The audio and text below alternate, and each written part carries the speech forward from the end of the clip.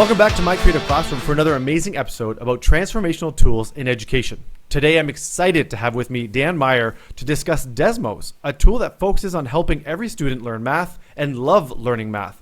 Dan, thank you so much for joining me. Thank you for having me. So Dan, I'm excited to talk Desmos. I used to use this tool as a teacher when I was in the classroom. It's an amazing tool, but before we dive into what it is and how it helps teachers, let's talk a little bit about who you are and what you've done in education and what your role is at Desmos. Yeah, sure. I'll try to be as brief as possible about that because I love talking about kids and math and learning and tech and not about myself. But I was a classroom math teacher in public high schools. And then I came up at a time when technology was really taking hold in classes in a new way with laptops and computer carts and digital projectors, and all this was kind of like flooding into classrooms. And I was seeing a lot of those computers used in ways that did not line up with what I knew to be effective math teaching, engaging math teaching. Saw a lot of people taking a lot of multiple choice tests online, getting told that they're right or wrong, that kind of thing. So I went to back to grad school and studied math education technology, and then took all that learning, those experiences, and came to Desmos, which at the time was a graphing calculator, a free graphing calculator that rivals and exceeds anything you've used, with the kind of the plastic hardware jobs we all use as kids, a lot of us, and help them turn that into a full unit for developing activities that actually like led the classroom flow itself, rather than kind of like living alongside of it as a tool for whatever students were doing in their curriculum. We are now building curriculum ourselves. That actually sounds like an amazing story of your origins, and even for the evolution a little bit of Desmos, of what it was, because you mentioned Desmos, its origin kind of was this virtual graphing calculator, which is what I started off with. So let's talk a little bit about what Desmos is and what it's evolved to be today. Yeah, Desmos is a group of people that really love students and love mathematics. And I think everyone would say that. No one's going to say, like, actually, I dislike students. I dislike mathematics in this game. I would say that those convictions are really deeply held, and we are continually working on what that means for us and our work, what that means in a society as we understand it better, like which students often feel unloved in math class by the tools that are used there. So we started out with a lot of love for math, and there's a graphing calculator that has, among its many features, a lot of dynamicism. Like you can specify a variable and drag that variable around and see the changes in the graph, and it helps students understand mathematics in ways that have been really challenging with all previous technology. And we got really strong signals that people like that stuff. I mean, for instance, Brian, you used it, which I can think of no higher praise. So we said, okay, well, if Brian and people like Brian are using this thing and digging it and it's working for them, like what else could we do with our sense of technology and math and design and pedagogy? Is that it? Are we done? And so we wound up creating some activities that had a few very important components to them. One, they were creative in unusual ways, where students were creating representations of thought that were not multiple choice or typing a number in, the sorts of things that we see a lot of in online math. They were sketching things, typing responses, dragging things around, using manipulatives. And moreover, these experiences were connected. They connected students together. So I would see my classmates' responses to a question alongside my own and learn from that. I would create problems that my fellow students would also solve. It wasn't just the teacher asking questions.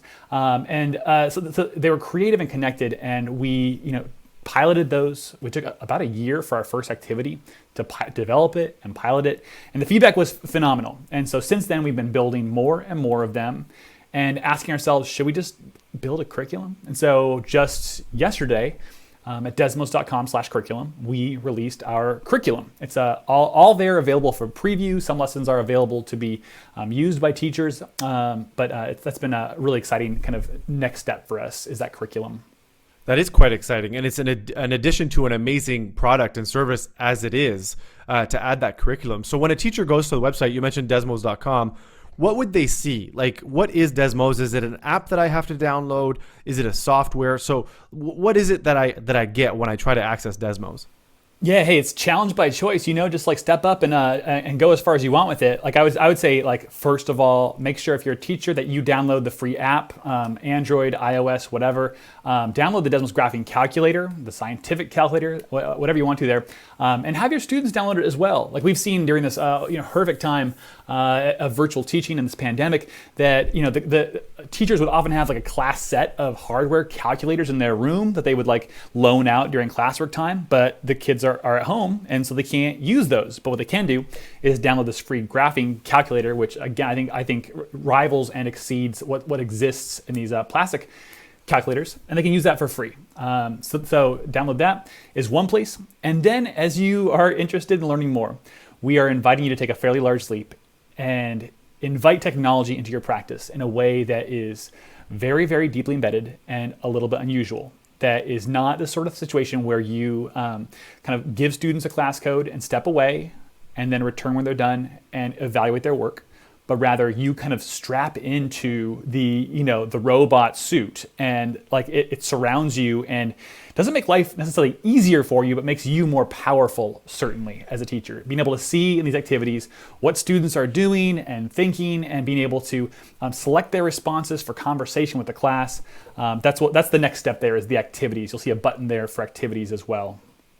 That sounds absolutely amazing. So first of all, the app is free. That's step one, which is download the graphic calculator or scientific calculator. It's free, and no better time than now, because you made a great statement there, which is most classrooms would have a class set of these plastic calculators laying around, and then we have to go home and learn from home. How do I get access to this calculator? How do I do my work? Desmos, the app is free. You can use it, and it's yours, right? It's sitting on your device, so that's amazing. Right. And I mean, Brian, I just hope that, whenever you bring someone onto your show like me, saying this is free, you've been a teacher, like free is risky. Like I hope you have a follow-up question coming up here about that, like real soon. Well, let's talk about it. Let's dive into it. So you're talking free. What's the risky business of your app being free? Do you got some ad pop-ups? It's good for 3 months, or what is it? Yes. You got to ask that question of people, because like you've been a teacher, like this free stuff pops up. And I think I lost my, I got to turn off something. I think my Wi-Fi dropped out for a second here. So you've been a teacher. What happens? There have been more free apps that have gone out of business or changed their funding model or thrown ads to teachers or sold data. That like to sustain themselves. I think we got to be asking more often, like not just like, have that happy ping when someone says free, but like say, so wait, how? And so I just want to say like how we have sustained the development of this free graphing calculator where other people charge, upwards of $100 US for those graphing calculators. We've sustained that because we sell the right to publishers and assessment consortia the ability to include our software in their platforms. So big publishers will have like a button in their digital textbook that says, open a calculator, and they don't want to build their own. They talk to us. We sell them, for a subscription fee, the ability to put that into their platform, and we're able to offer it for free to teachers and students without ads, without any of that nonsense. And we make a very public commitment that we'll never charge for something that is currently free. Like we are very careful about that and have bet the company on that. So we want teachers to see us as a very reliable, very safe partner in their work and their students' education. And you just mentioned the partnership with large companies, or digital textbooks. And we've actually had Edwin Ben Nelson on the show a few times, and Desmos is integrated into their software for those calculators. And what a great way to just kind of fluidly move between platforms. If you're using Desmos already on your device for free, and then you get integrated into another platform, and there it is. That's the reality. And since we're diving into the nitty-gritties, let's talk privacy. Do I have to log into Desmos? Do I have to create a username? Is there any privacy settings or any worries about security when I'm using this app or even going to the website? Yeah, I'll say that I speak less fluently to the privacy side of this than other folks at our company. I will say I was involved in all the conversations around privacy, especially as GDPR took off in the EU, which was a law that really tighten a lot of people's attention on privacy. And we have done a lot to know as little as possible about students and teachers who use our app. So I'll just say, for one thing, you don't need an account to use Desmos, for instance. You don't need an account as a student to log into a Desmos activity. If you want to return to things that you've done, like if you want to create graphs and save them for later use to return to them, or if you want to return to your responses that you've made in a Desmos activity, we do need you to create a login or log in with Google, or I think we have a couple other logins. But we try to know only the bare minimum to connect you to your thinking so you can return to it later.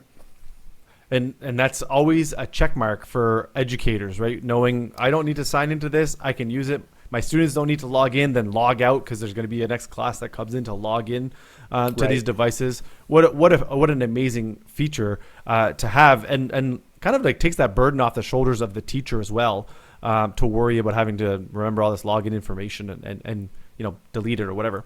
You mentioned earlier too, being able to kind of actively be engaged in the students' learning through the activities.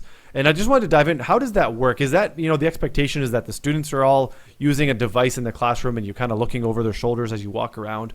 Or is it that you're able to see what they're doing live in a dashboard or something? Right. Well, what so many teachers have discovered, during this pandemic and virtual teaching is they can't walk around the quote unquote classroom because the classroom is distributed across all these different homes, right? And so what's nice about our platform is that it gives teachers, for every activities on the student side go screen by screen, and each screen has something interesting to think about and some way to respond to it, either typing or dragging or sketching or clicking something or indicating their thinking in some way. And on the teacher side, the teacher does not have to walk around to their device and see what they clicked or typed or whatever.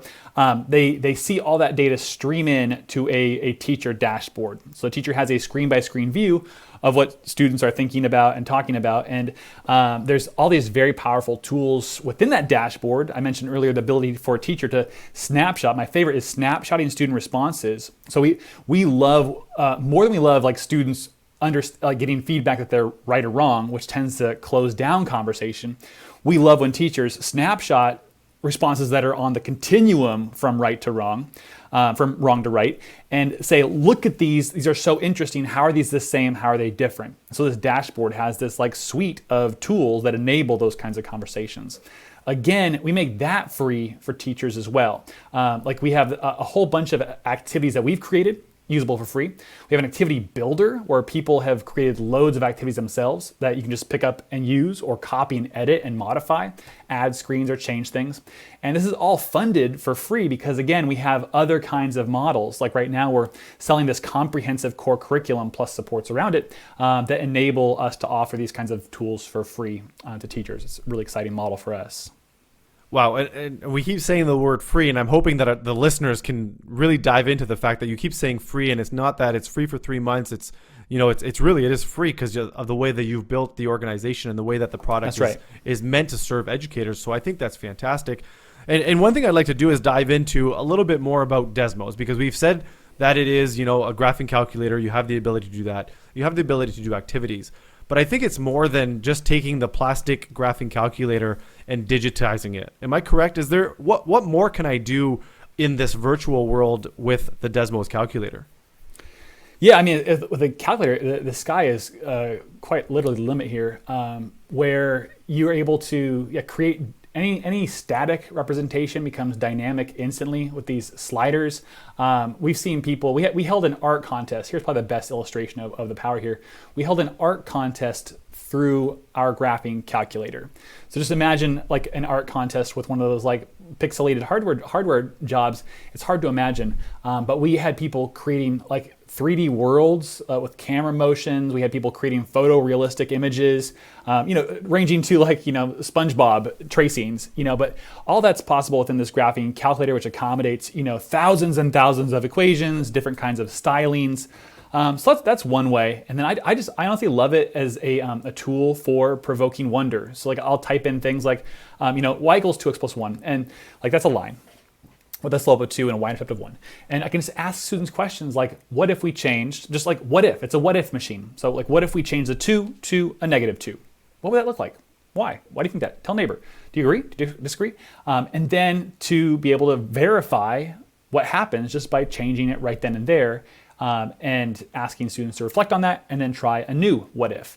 And with the existing hardware, it's like you got to go to different menus and click around and then change the two.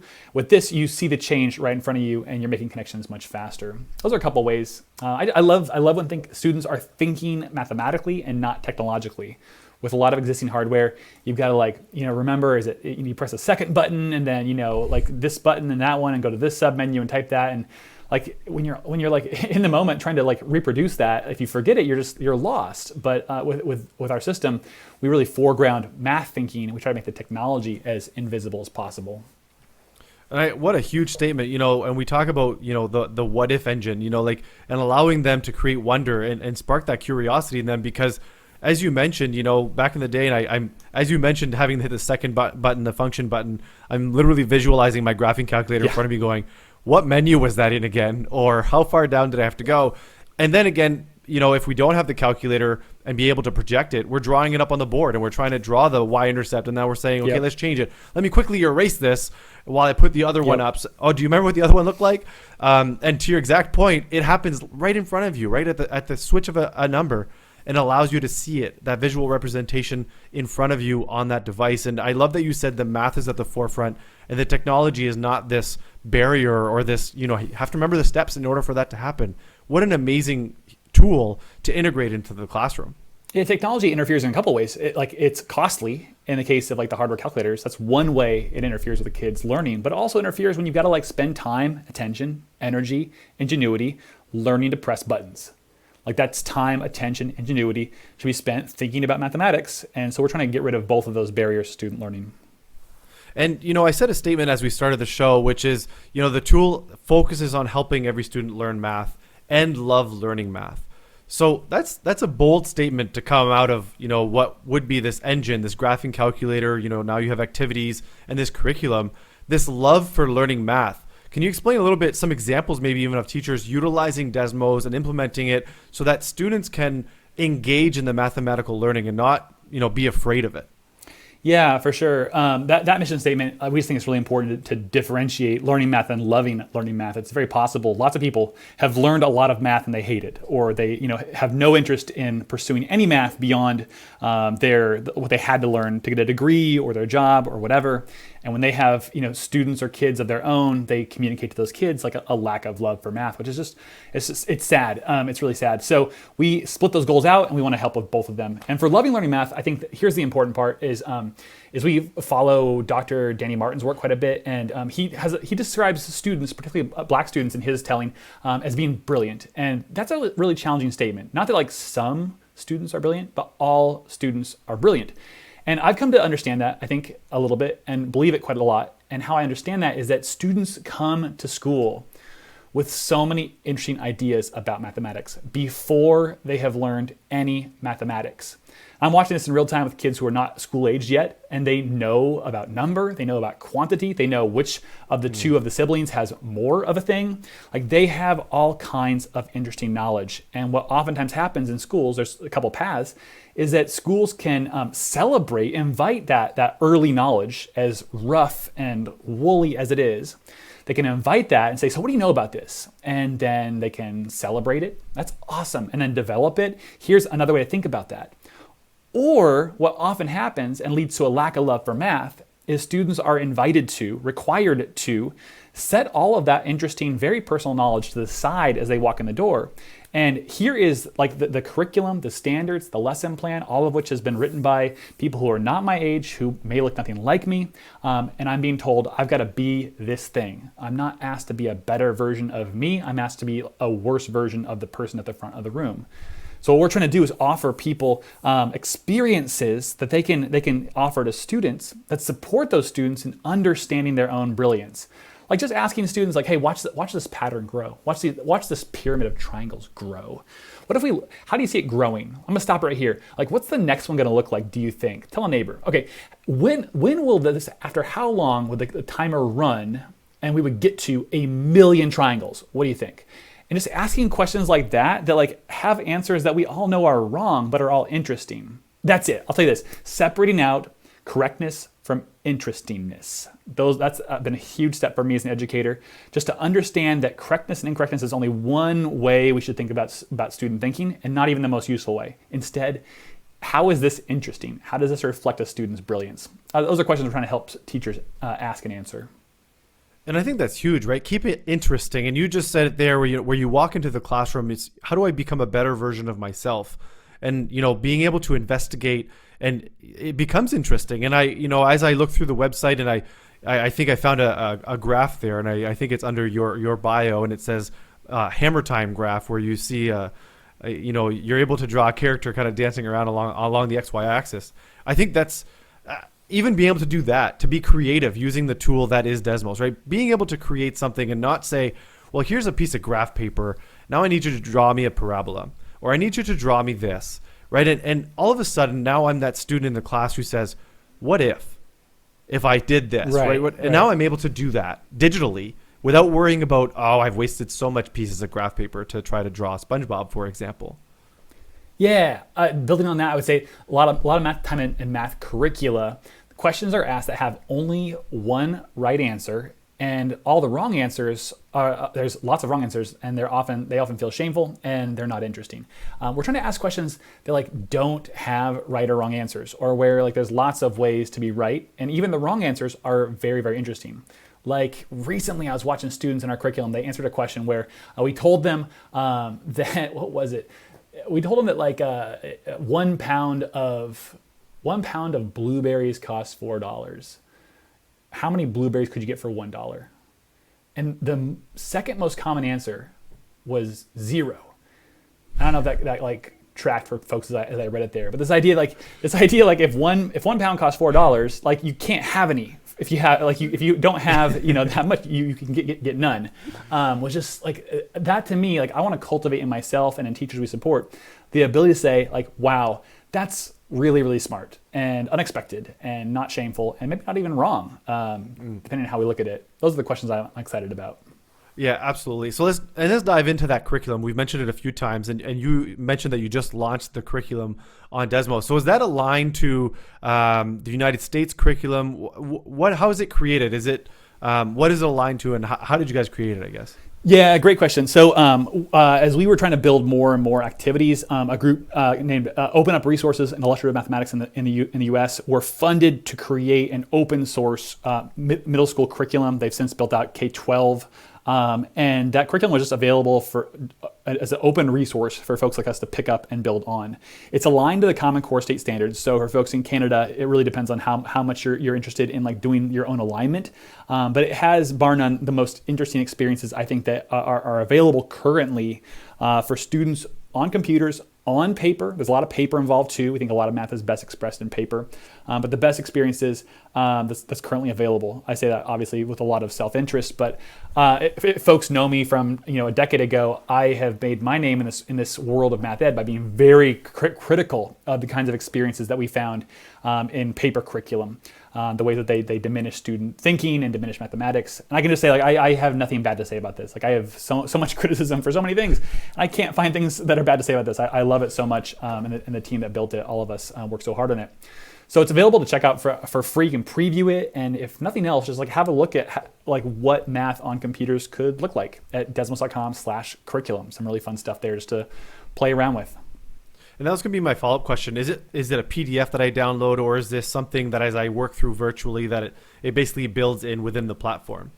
Yeah, it's within the platform. Again, there are days that we think a lot of math work is best on paper, and that variety is good too. Students shouldn't be on computers all the time, but so much of math is about scribbling in thoughtful ways, and you can't scribble very easily on computers. So we have a lot of paper days, but it's not a PDF. It's not static. We found so much value in creating experiences that are interactive. If we want students to express their brilliance like I've described, we need to give them things to be brilliant about, questions that invite that brilliance. And we find that computers offer us just so many fascinating things to think about. So what it is if a teacher is in our curriculum, they start the day by pressing assign lesson. And they find a lesson they want to assign, they press assign lesson, and then they have this dashboard, this empty shell into which students will stream in and then offer really interesting thought that the teacher can then do lots of things with. One of which is, perhaps to grade, like to offer, put a number on it for a grade book for marks.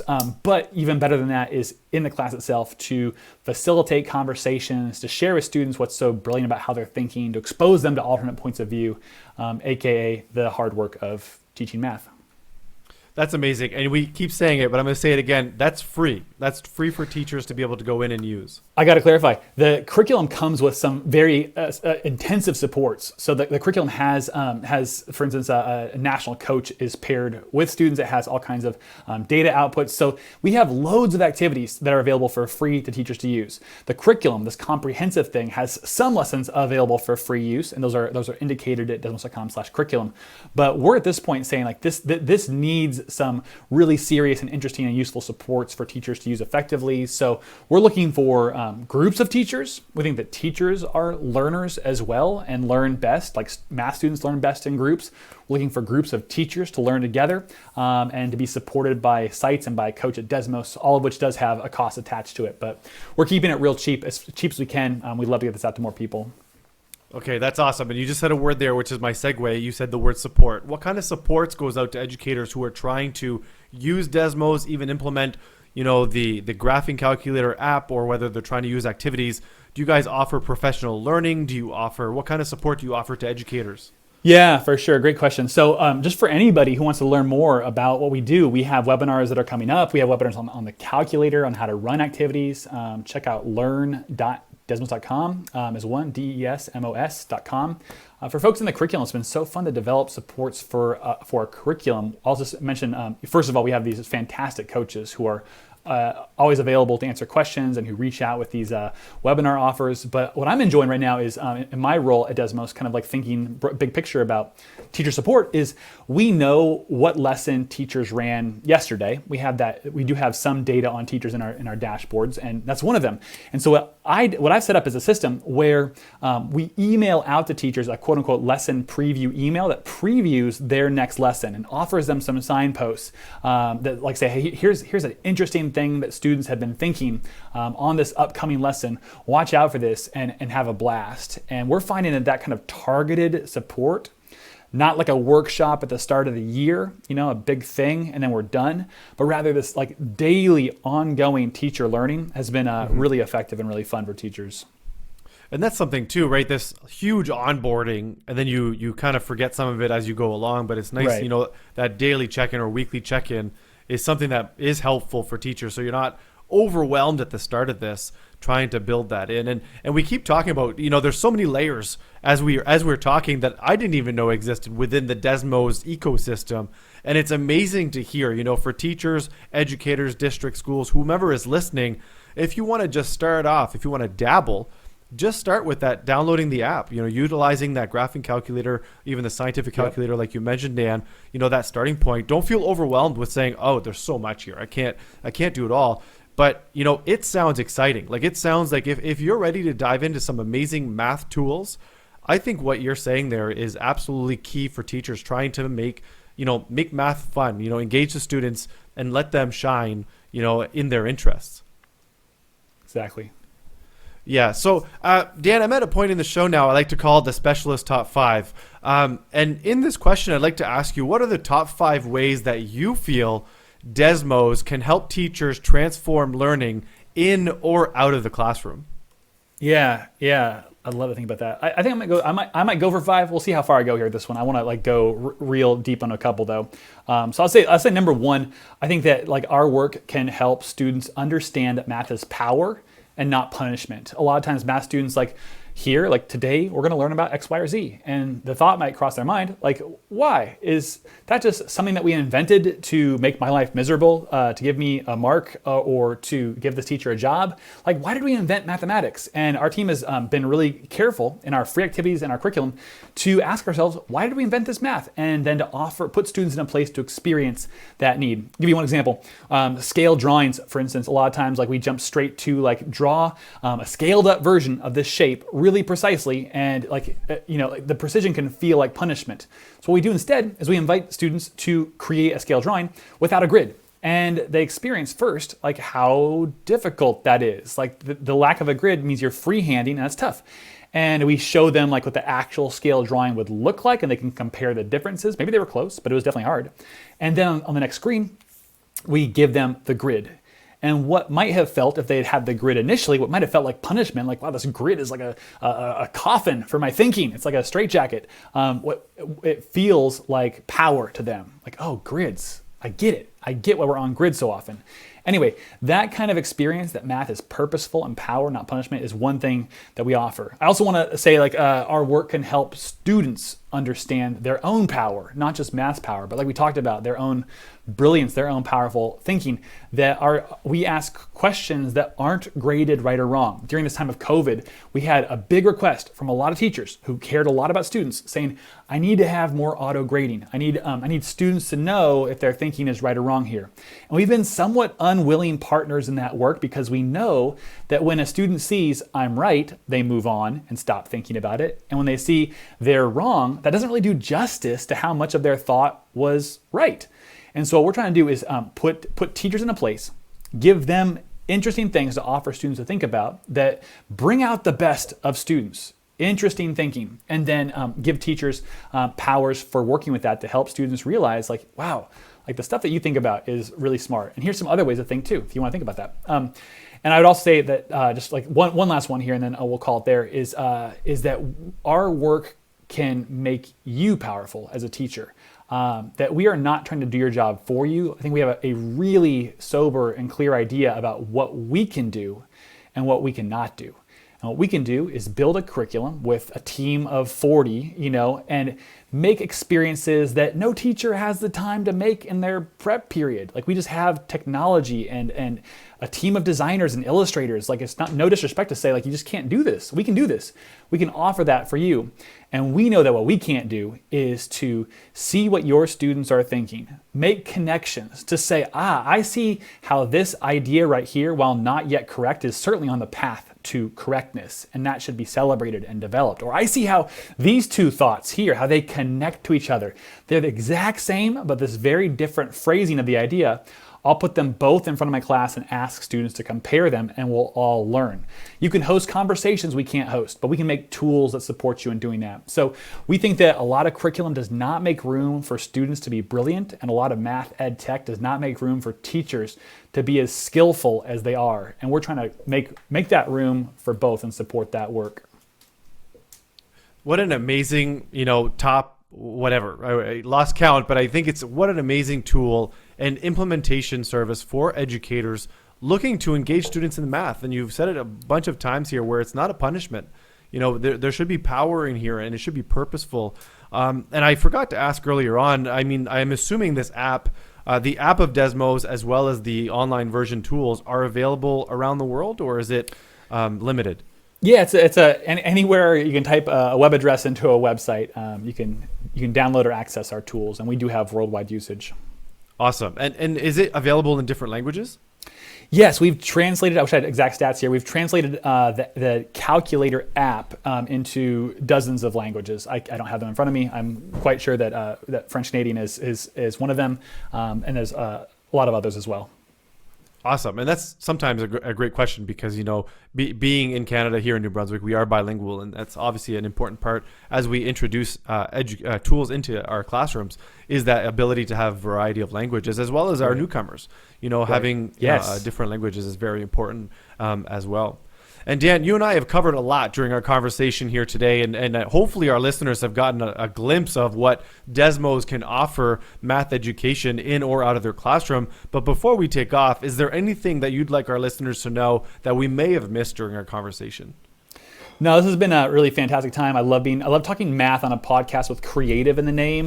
Math is a kind of a discipline that often seems like it's not meant to be creative. Like, we're creative in the humanities and other disciplines, but not mathematics. You save it. And I think you and I in this conversation have pretty forcefully rebutted the idea that math is uncreative. It's very creative, and we can support teachers in making it so for students. Yeah, absolutely. For sure. Math can be creative. It's purposeful, and there is power in there, and allowing students to shine through their interests and providing them their brilliance, I think, is huge. And you've nailed it all throughout our conversation here today. So once again, Dan, I thank you so much for joining me on the podcast here today and taking the time out of your day to talk math and talk about how Desmos can help teachers transform their classroom in or out of a physical room. So once again, thank you so much for joining me on My Creative Classroom.